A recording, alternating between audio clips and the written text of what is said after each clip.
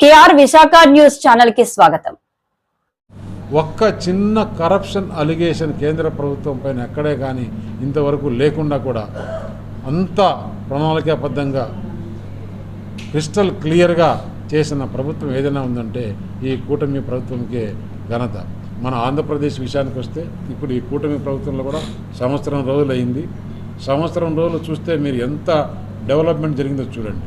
ఎప్పటి నుంచో మనకు పెండింగ్లో ఉన్న విశాఖ రైల్వే జోన్, స్టీల్ ప్లాంట్కు 11,500 కోట్ల రూపాయలు ఇంకా అవసరం వస్తే కూడా దాన్ని ఏ విధంగా చేయాలని ఎలక్షన్లకు ముందు ప్రతి ఒక్కరూ అడిగారు. స్టీల్ ప్లాంట్ గురించి మీరేం చెప్తారని.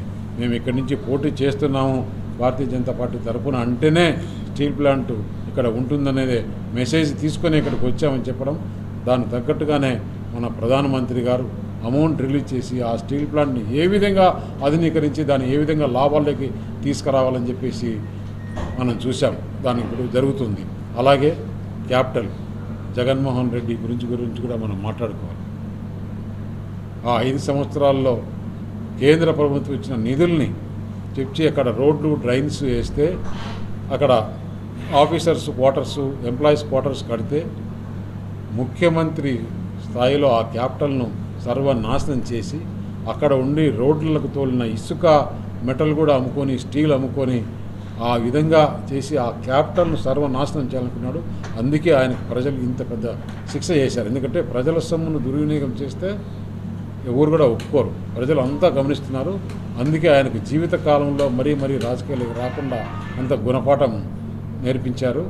దానికి మళ్ళీ ఆ రాజధానికి, అమరావతి రాజధానికి ఈరోజు మన ప్రధానమంత్రి గారు వచ్చి దానికి అన్న కూడా ఫండ్స్ అరేంజ్ చేసి ఈరోజు 3 సంవత్సరాల్లో అమరావతి క్యాపిటల్ తీసుకునేదానికి మనం చేస్తున్నాం.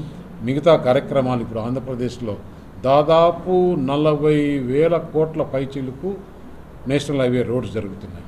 11,000 కోట్ల పైచిలుకు రైల్వే వర్క్స్ జరుగుతున్నాయి. ఇంకా కూడా రేపు బనకచెర్ల, పోలవరం బనకచెర్ల నదుల అనుసంధానానికి కూడా కేంద్ర ప్రభుత్వం సహాయం చేస్తుంది. కూటమి ప్రభుత్వం మన ప్రధానమంత్రి నరేంద్ర మోడీ గారు పూనుకున్నారని చెప్పేసి వికసిత్ భారత్లో 2047కి ఇవన్నీ కూడా మొత్తం ప్రతి ఒక్క చిన్న రైల్వే స్టేషన్ కూడా ఆధునీకరించి ముందుకు పోవాలని చెప్పేసి ఈరోజు రోడ్లు చూస్తే ప్రపంచ స్థాయికి మనమే ముందున్నాం. దాదాపు అమెరికాలో ఎన్ని కిలోమీటర్ల రోడ్లు ఉన్నాయో మన ఇండియాలో కూడా అన్ని విధంగా రోడ్లు ఉన్నాయి. ఇంకా ముందు కూడా చాలా developments. Greenfield Chennai to Bengaluru అయితే 3 నేషనల్ హైవేలు, ఒకటి గ్రీన్ఫీల్డ్, ఒకటి హొసూరు నుంచి, ఇంకోటి చిత్తూరు నుంచి కూడా 3 హైవేలు ఉన్నాయి. అలాగే హైదరాబాద్ టు బెంగళూరు కొత్త హైవేలు, చెన్నై నుంచి కలకట్టా 6 లైన్స్, మన అనకాపల్లి టు రాజమండ్రి కూడా బ్యాలెన్స్ ఉండే 6 లైన్స్ కూడా క్యాబినెట్లో శాంక్షన్ కావడం, ఇలాంటి చెప్పుకుంటూ పోతే చాలా ఉన్నాయి. ఇప్పుడు మీకు ముఖ్యంగా చూస్తే చిరు వ్యాపారులు లోన్స్లో 10,000 రూపాయల నుంచి 10 కోట్ల వరకు రకరకాల లోన్స్ కేంద్ర ప్రభుత్వం గ్యారంటీ స్కీమ్తో ఎలాంటి కొలాటరల్ లేకుండా తోపుడు బండ్ల దగ్గర నుంచి ఎంఎస్ఎంఈ వరకు ఎలాంటి కొలాటరల్ లేకుండా లోన్స్ ఇవ్వడం జరిగింది. ఏదైనా కానీ గవర్నమెంట్ నుంచి బెనిఫిట్స్ దాదాపు ఈ 11 సంవత్సరాల్లో డైరెక్ట్గా ప్రజల ఖాతాల్లోకి పోయింది 44 లక్షలు, 44 లక్షల కోట్లు, 44 లక్షల కోట్లు మిడిల్ మ్యాన్ లేకుండా డైరెక్ట్గా ప్రధానమంత్రి అక్కడ బటన్ నొక్కితే ఇక్కడ మొత్తం యావత్ భారతదేశంలో ప్రజల ఖాతాల్లోకి పోవడం. మొట్టమొదటిగా ఈ ప్రభుత్వం వచ్చిన తర్వాతనే రైతు బంధు తీసుకురావడం, స్కీమ్స్ అన్నీ కూడా ఎక్కడ కూడా ఎలాంటి కరప్షన్కు అవకాశం లేకుండా మన క్యాబినెట్ శాంక్షన్ చేసింది.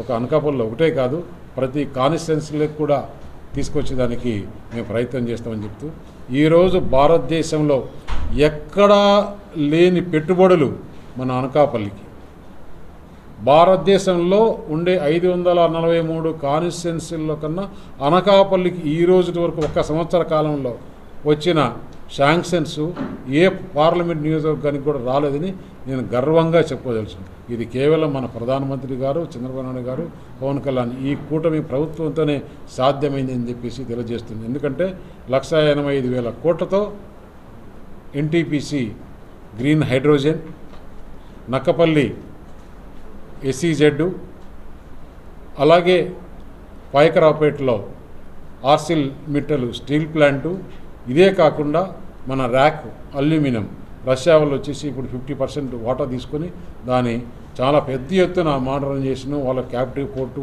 ఇవన్నీ రావడం, అదే కాకుండా ఇంకా కొన్ని ఫార్మా ఇండస్ట్రీస్ కానీ, ఇంకా కొన్ని కెమికల్ ఇండస్ట్రీస్ కానీ, ఇంకా అల్యూమినియం ఇండస్ట్రీస్ కానీ వచ్చేదానికి అవకాశాలు ఉన్నాయి.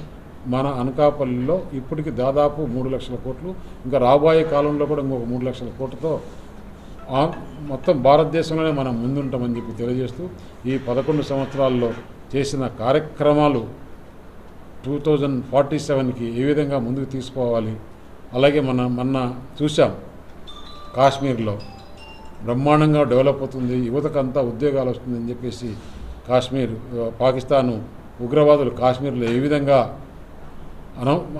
నిర్దాక్షిణ్యంగా మహిళలను పక్కన జరిపి అక్కడ పురుషుల్ని వాళ్ళని కాల్చడం మన భారతదేశం అంతా కూడా దీన్ని చూసాం, ఖండించాం. అందుకే సింధూర్ ఆపరేషన్లో మన భారతదేశం ఏ విధంగా చేసింది, ఏ విధంగా పోరాడింది, అలాగే మళ్ళీ ఎంపీలు కమిటీలంతా కూడా ప్రపంచ దేశాలందరూ కూడా వివరించడము, మన భారతదేశాన్ని ఖ్యాతిని ప్రపంచం అంతా కూడా తెలియాలి. ఈ పాకిస్తాన్ ఉగ్రవాదులు మన భారతదేశం పైన ఏ విధంగా దాడి చేశారు, నిర్దాక్షిణ్యంగా వాళ్ళని కాల్చి చంపారు, ఇవన్నీ కూడా మనం చేశాం. మన వారికి ఇంత ఇబ్బంది జరిగితే ఈ ప్రభుత్వం ఆలస్యం లేకుండా ఏ విధంగా ఉగ్రవాదుల స్థావరాలన్నీ మట్టి గర్పించామో మీరందరూ చూశారు.